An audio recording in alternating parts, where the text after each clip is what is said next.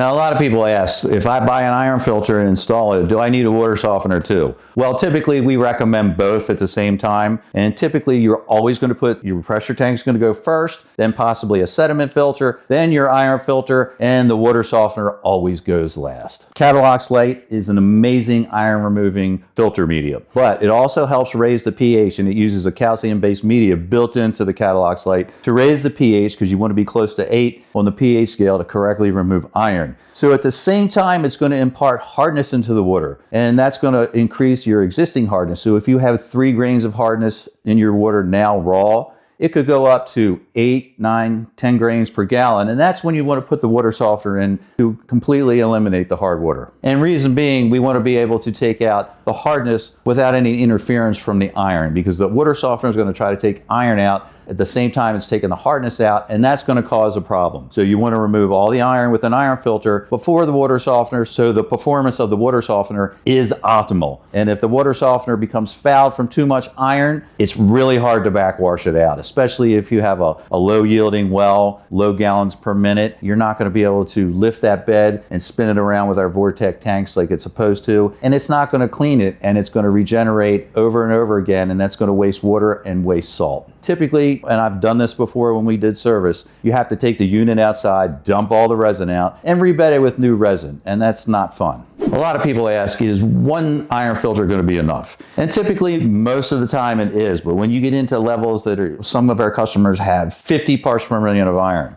And in that situation, when you have extremely high levels, we recommend 2 iron filters in sequence. So the first one takes the brunt of it, and the second one cleans it up, so you have completely iron-free water by the time it gets to your faucet. A lot of people ask when they talk about water softeners removing iron as opposed to iron filters. You don't want to do that. Iron filters are designed to remove iron specifically, and our Catallox Light system here is designed to remove up to 30 parts per million of iron, which a water softener in no way, shape, or form can ever do.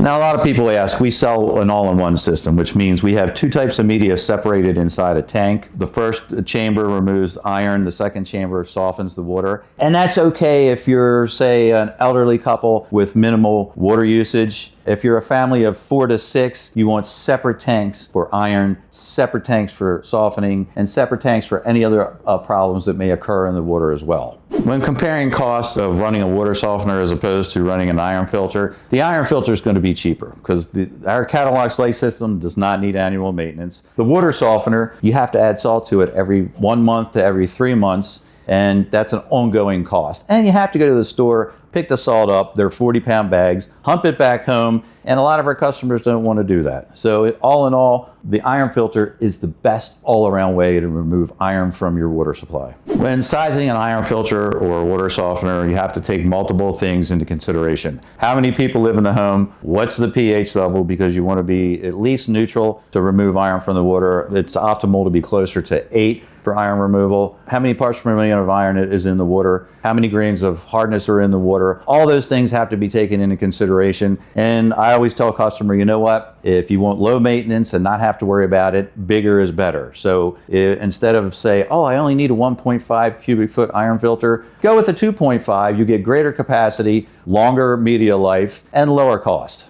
All in all, if it was me and I lived on a well with, say, 10 parts per million of iron, I would have a 4x20 Big Blue sediment filter to trap all the small particles. I have a 2.5 cubic foot Catallox Light AIO system after that to remove iron. Then I'd have a 64,000 grain Fleck 5600 SXT softener to remove all the hard water. And for good clean water throughout the house, I put a 2.5 cubic foot non-backwashing carbon tank last in line, and probably a UV light because I'm paranoid about bacteria and other microorganisms that may occur in the well.